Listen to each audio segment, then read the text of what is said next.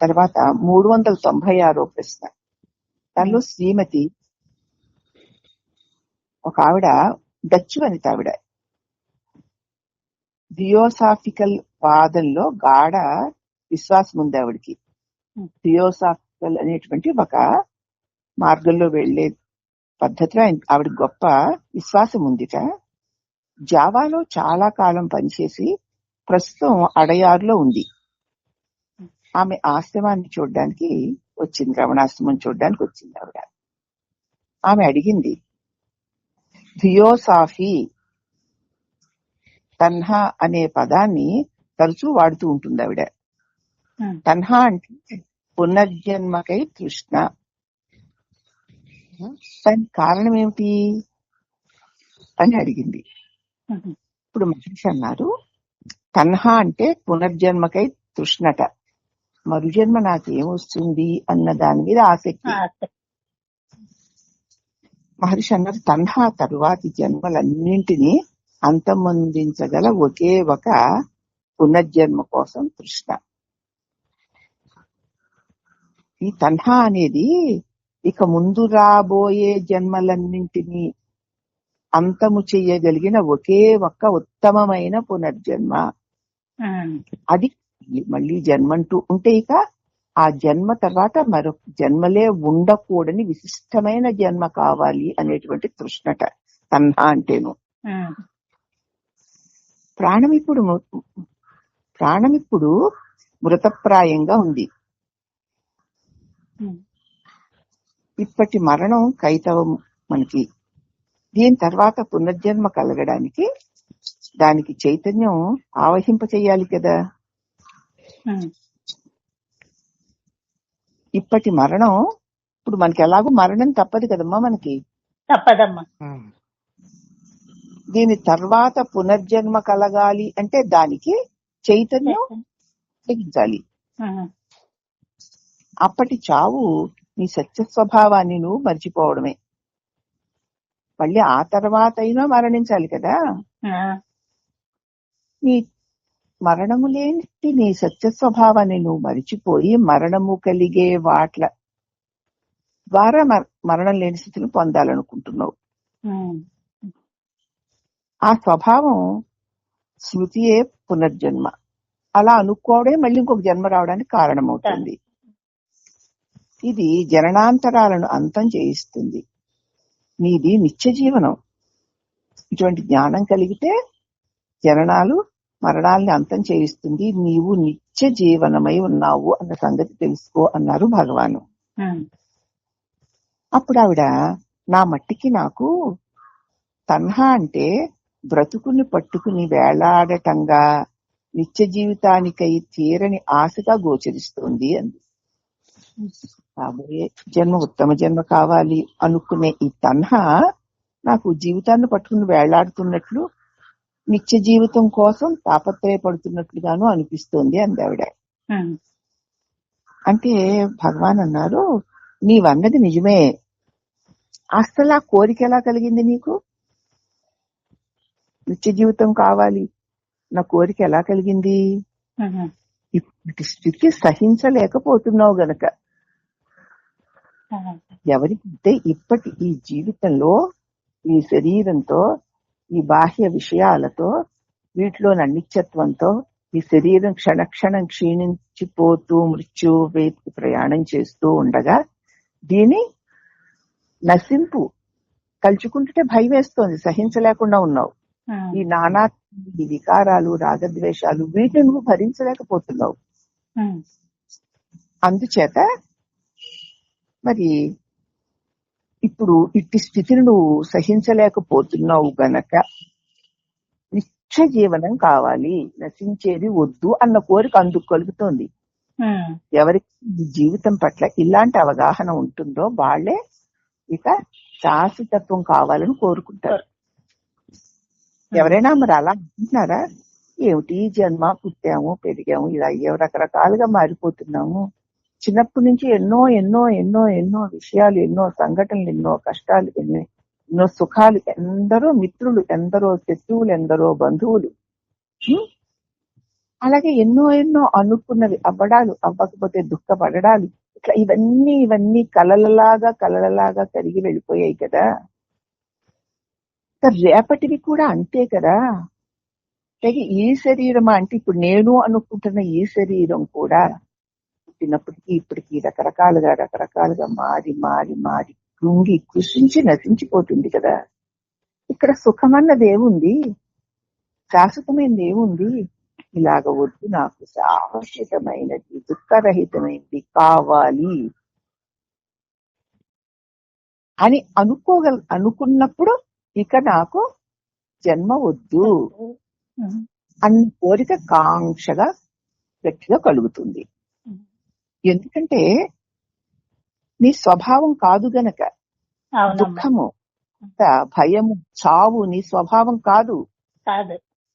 అసలు చావు అన్నది మన స్వభావం కాదు గనక చావంటే మనం ఇష్టపడం.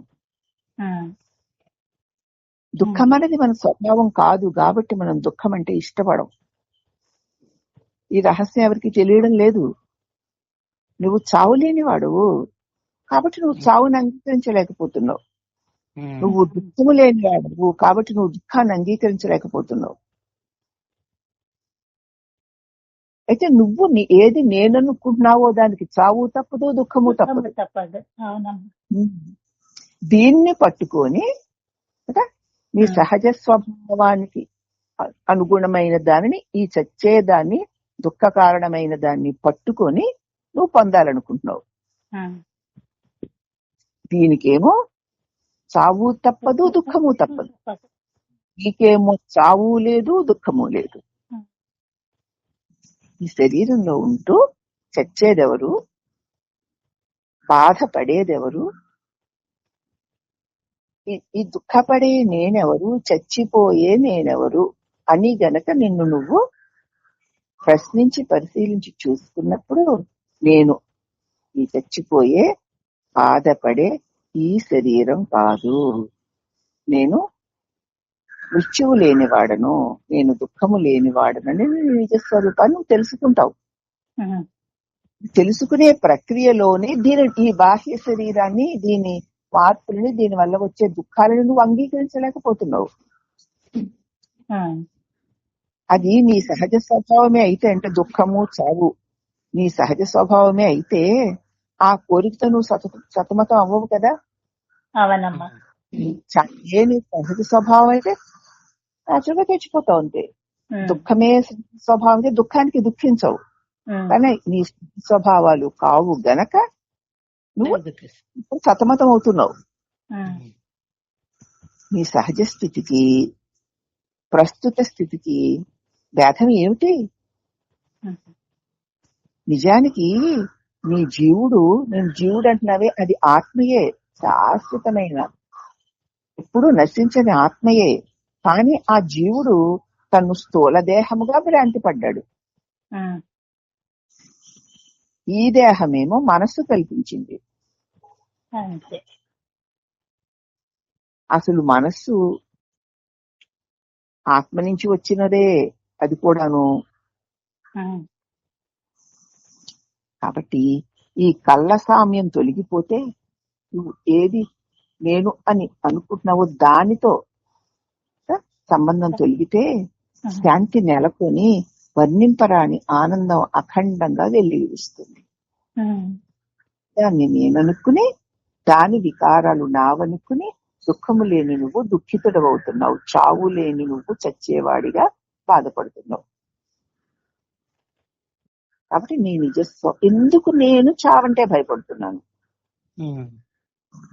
ఎందుకు నాకు దుఃఖం అంటే ఇష్టం ఉండడం లేదు అని ఎవరైనా దుఃఖం వచ్చింది బాబోయ్ అని ఏడుస్తారు, చచ్చిపోతాను బాబోయ్ అని ఏడుస్తారే తప్ప ఎందుకు ఇది నాకు కలుగుతోంది అని ఎవరు ప్రశ్నించడం లేదు. ఎందుకు ప్రశ్నించడం లేదంటే సత్య శరీరమే తామని భ్రమలో ఉన్నారు గనక. కాదు అని తెలుసుకున్న క్షణంలో నీ నిజస్వరూపం శాంతి నెలకొంటుంది, వర్ణింపరాని ఆనందం వెళ్ళి విలుస్తుంది అన్నారు భగవాన్. అప్పుడు ఆ పిచ్చికరాలు బ్రతుకు దేహానిది, పునర్జన్మ కూడా మరొక దేహంలో చొరడానికే కదా. ఇప్పుడు ఈ బ్రతుకు ఈ దేహానికి, పైగా పునర్జన్మ కూడా మరొక దేహంలోకి వెళ్ళడానికే కదా పునర్జన్మ అంటారు అంటాడు. అప్పుడు మహర్షి దేహాలు మారినంత మాత్రాన ఫలితం ఏమిటి? ఇప్పుడు ఈ దేహంతో ఎంత మమకారము, ఎంత తాదాత్మ్యము, ఎంత ఆశ, ఎంత దుఃఖము, ఎంత భయము ఉన్నాయో మరొక దేహంతో కూడా అంతే కదా. అంతే దేహం మారడంలో ఏమీ లేదు. ఉంది. దేహంలో దేహంతో అన్వయించుకునే అహంకారం మరొక దేహంలోకి, మరి ఈ దేహం నేను అనుకునే అహంకారం మరొక ఈ ఆకారం నశించిపోయాక మళ్ళీ ఆకారంలో చేరిందంతే. నిజంగా కూడా గతంలో ఇప్పుడు దీన్ని ఎంత ప్రేమించుకుంటున్నామో, దీని మీద ఎంత ఇష్టమో, ఎంత మక్కువో, దీనికి సంబంధించి నావినావనేటువంటి ఎంత గాఢమైనటువంటి మమకారం ఉందో, గతపు దేహంతో కూడి ఉన్నప్పుడు అలాగే ఉన్నాను వాటి పట్ల. ఉండి తీరాలంటే. అవునమ్మా, ఇప్పుడు ఇప్పుడు ఉంటున్నా కదా. ఇది పోయిన తర్వాత దీని స్పృహ ఉండదు, మరొక దాన్ని పట్టుకుని ఇంతకంటే ఎక్కువ దాన్ని ప్రేమిస్తూ ఉంటావు, దాన్ని కామిస్తూ ఉంటావు. ఆ ప్రమాదం నుంచి మమ్మల్ని తప్పిస్తున్నారు. అందుచేత దేహాలు మారినంత మాత్రాన ఫలితం ఏమిటి? దేహంతో అన్వయించుకునే అహంకారం మరొక దేహంలోకి మారింది. దానివల్ల ఎవరికేమిటి తృప్తి? ఇక్కడ దీన్ని పట్టుకుని నేను అనుకుని వీగింది, ఇది చావగానే మరొక ఆకారాన్ని పట్టుకుంది. దానివల్ల తృప్తి ఎవరికి ఉంది? ఇంతకీ జీవం అంటే ఏమిటి? జీవము అంటే ఉనికి, అంటే నీ ఆత్మస్థితి. నువ్వు లేని దేశము గాని, కాలము గాని, దేహము గాని ఊహించగలమా? లేదమ్మా. నేను లేనండి దేహం ఉంది, నేను లేనండి కాలం ఉంది, నేను లేనండి దేశం ఉంది అని ఎవరైనా అంటారా? లేదు. నేను లేకుండా దేశ కాల దేహాలు ఉన్నాయా? అందుచే ఆ జీవము అంటే నువ్వు ఆత్మ జీవం అంటే ఆ జీవము ఇప్పుడు ఈ దేహంలో నియతమై ఉంది. ఈ దేహంలో ఇప్పుడు ఆ జీవం ఉంది. నీవు నీ స్థితిని ఈ దేహస్థితి అని భ్రమపడుతున్నావు. నువ్వు ఉండడం ఈ దేహంలో ఉన్నాను, ఈ దేహమునే నేను అని నువ్వు భ్రమపడుతున్నావు. నీ జీవస్థితి ఏ బంధములు లేకుండా ఉంది. నీ జీవస్థితి నిర్నిబంధం, దానికి బంధమేమీ లేదు. దీనిలో నేను అన్న నీ స్పృహ, నీ ప్రకాశం దేంతో ఏమాత్రం అంటుకోకుండా బంధం లేకుండానే ఉంది. అయితే ఈ శరీరాలు మనోకల్పనలుగా నిన్ను అంటుకుని దేహాత్మ బుద్ధిని కలిగిస్తున్నాయి. ఈ శరీరం మనసు కల్పించి ఇది నీవేనని అనిపించేసి నేను బాధిస్తుంది. ఈ బుద్ధి తొలగిపోతే చాలు, నీ శుద్ధమైన ఆత్మనే అన్న అనుభవం నీకు స్వయంగానే కలుగుతుంది.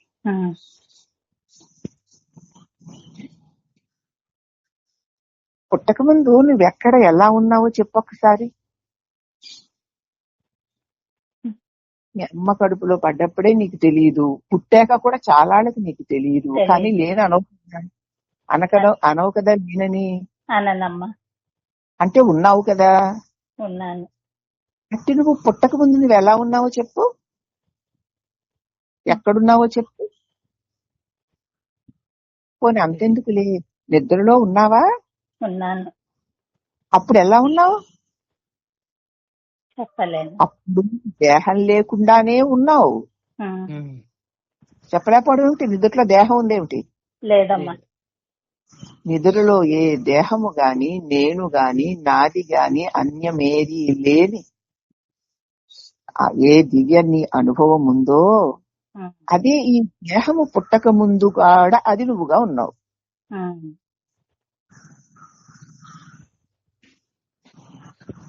ఆ తర్వాత అహంకారం ప్రాదుర్భావం. ఆ తర్వాత ఏమైంది? నేను అన్న ఒక జీవభావన పుట్టింది. పుట్టి ఆ పైన మనస్సు దేహాన్ని ఆ భావన దేహాన్ని నిండా ప్రసరింపచేయడం మొదలుపెట్టింది. దాని ఫలితంగా నేను ఈ దేహాన్ని అన్న భావన కలిగింది. ఎందుకంటే దేహం ఉంది గనక అది పుట్టిందని చనిపోతుందని మొదలుపెట్టి ఆ భావాన్ని ఆత్మకి అంటించి నీకు నువ్వు పుట్టావు, నువ్వు చచ్చిపోతావు అని సాగదీస్తూ ఉంటావు. నిజానికి నిద్రలో దేహం లేకుండానే నువ్వు ఉన్నావు, కానీ ఇప్పుడు నిన్ను నువ్వు దేహము నేనుగా చూస్తున్నావు. ఎక్కడికో చావు వరకు వెళ్ళక్కర్లేదు. ఆత్మ దేహం లేకుండా ఉండగలదు అని నీకు తెలుస్తుంది కదా. నేను ఆత్మ అంటే నువ్వు ఆత్మస్వరూపానివి, నువ్వు దేహం లేకుండా కూడా ఉండగలవు, పైగా ఆనందంగా. ఇది నీకు ఇప్పుడు అనుభవంలో తెలిసిపోతుంది కదా. ఉన్నావు కదా మరి నిద్రలో. ఉన్నానమ్మా. కానీ ఈ దేహం ఆత్మ లేకుండా ఉండగలదా? ఉండలేదు, ఉండదు. నిద్రపోయినప్పుడు ఈ దేహం శవంలే పడుంది కదా. మళ్ళీ నేను అన్న భావన దీనిలోకి లేవకపోతే దీన్ని తీసుకెళ్లి కాల్చేస్తారు.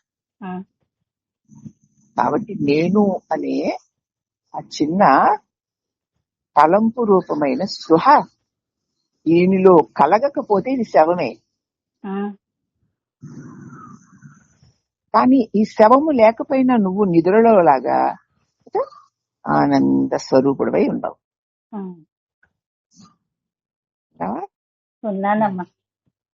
కాబట్టి దేహం లేకపోయినా నువ్వు ఉండగలవు, కానీ దేహం ఆత్మస్వరూపమైన నువ్వు లేకుండా ఉండలేదు.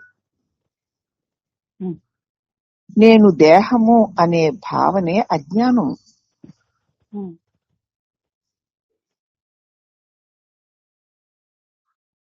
కానీ దేహం ఆత్మకి వేరుగా, కానీ దేహం ఆత్మకి వేరు కాదు అనే జ్ఞానమే జ్ఞానం. జ్ఞానానికి అజ్ఞానానికి గల భేదం అదే. నేను దేహమును అన్న భావన నీకుంటే అది అజ్ఞానమే.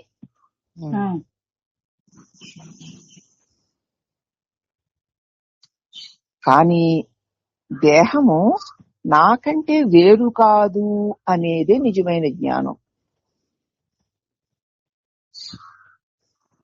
జ్ఞానానికి అజ్ఞానానికి గల భేదం ఇదే, జాగ్రత్తగా గ్రహించాలి ఇక్కడ.